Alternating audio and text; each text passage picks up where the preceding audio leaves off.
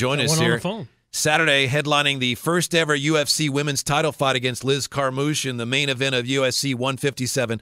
Dibs 2008 Olympic bronze medal winner in judo. Awesome. And former vegan. Ronda Rousey joining us. How are you today, Ronda? I'm good. How are you? Good. Thanks. I mentioned that you're a former vegan because Dan Dibley over here, he's a vegetarian. He keeps telling us how great it is to be a vegetarian, how great vegans are, and it's nice to talk to somebody who had to give it up, Ronda. Well, it was hard being a vegan before because A, I was broke, and B, I had like 3 bartending jobs. So my vegan diet was Jameson and sweet potato fries, and that doesn't really work out that well nutritionally. You kind of have to have a little bit more free time and a little bit more money for healthy food. Well, it works for me, Rhonda. Bar snacks and top ramen, both within the range of vegetarian. Way out there.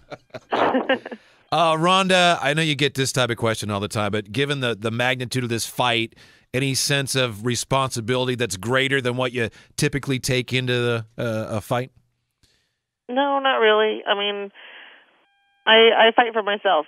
It's a fight. You can't do it for anybody else. It's the kind of thing, and it's not like lending somebody your book. Okay, so I don't like anyone else enough to fight for them, and all the other fights before this, I thought of it as if it was the UFC title fight because I wouldn't get to the UFC title fight if I didn't win those, which is something that I learned from judo. You could have, 5 to 7 fights in one day, and the final is the one where you decide the gold medal.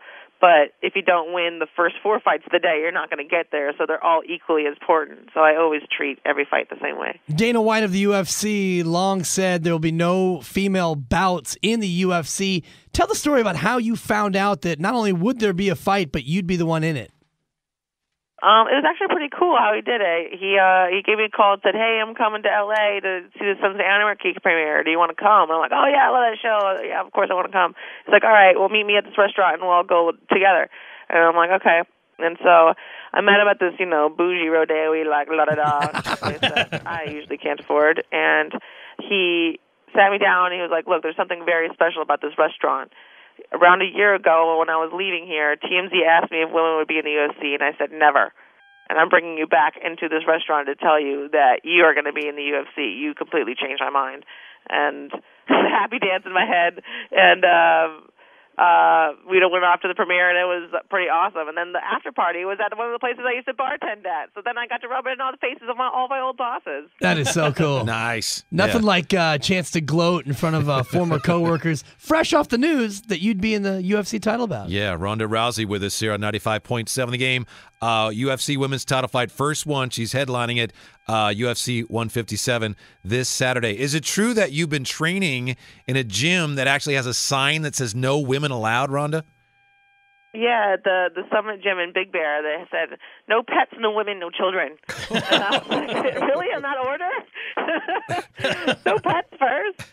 And it was the kind of place, it was a really old-fashioned boxing gym, and they were very old school, and they made an exception for me, and they never even had any MMA fighters in there before, so it was really encouraging to be able to change people's minds like that. Yeah, speaking of changing people's minds, how difficult was it to tell your mom, judo champ and trailblazer in her own right, how difficult was it to tell her that you were going to be taking a shot at MMA? It was really hard, mostly because she was working at USC at the time, and so because she was working there, I kind of had some scholarship opportunities to different schools, and I told her that, look, I'm just not the type of person that was meant to be behind a desk. It's not the lifestyle that'll make me happy, and I really want to try this out. And she thought that I was absolutely insane, and I just asked her to give me 1 year. Just give me a year, and I'll win the world championship title. And if I don't make it, then I'll go to school. And then she's like, okay. And so my first pro fight was, I think, March 23rd of 2011, and I won the title by March 3rd of 2012. So I made it 20 days early. Nice.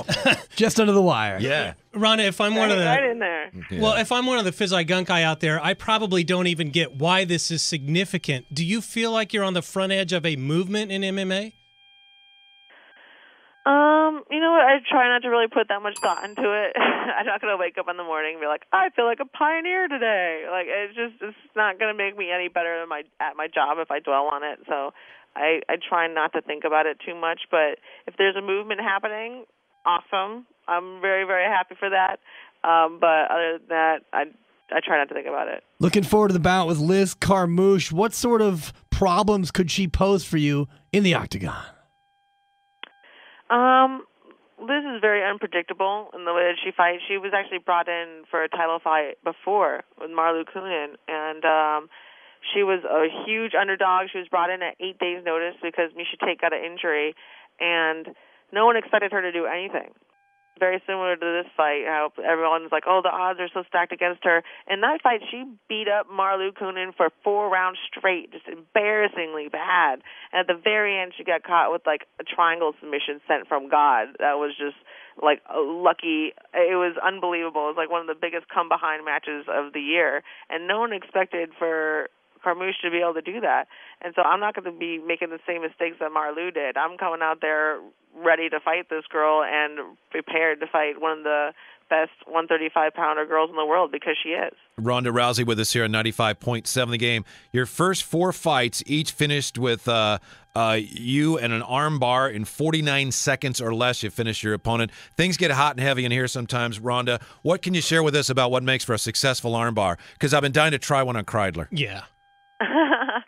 I think what makes them easier is once you hit the ground and not hesitate. That's the thing. A lot of people, they compartmentalize their fighting. Okay, this is striking, this is takedowns, this is groundwork. And if you kind of blend the borders between all of them, if you in the middle of a takedown are already thinking about the ground, then that's what makes it work. What's the best way for a young lady who might be having her parents listening to this or might catch it later on the podcast? What's the best way for a young woman to get into this sport as a kid? Well, one way, if you're like a really, really young kid, is just to pick one discipline. So you could pick, you could go do some judo and some boxing, or you can do some wrestling and jiu-jitsu and some Muay Thai. I mean, just pick like one or two, like one striking art and one grappling art, and just do them for fun. And if you like those, then you can try putting them together and doing some MMA. Is it awkward for you when your mom is calling out other fighters and saying, oh, everyone knows she's on steroids? Nothing my mom says makes me feel awkward because nothing she says ever surprises me. Ronda Rousey. Best of luck, Ronda, this Saturday. Thank you so much for your time. We appreciate it.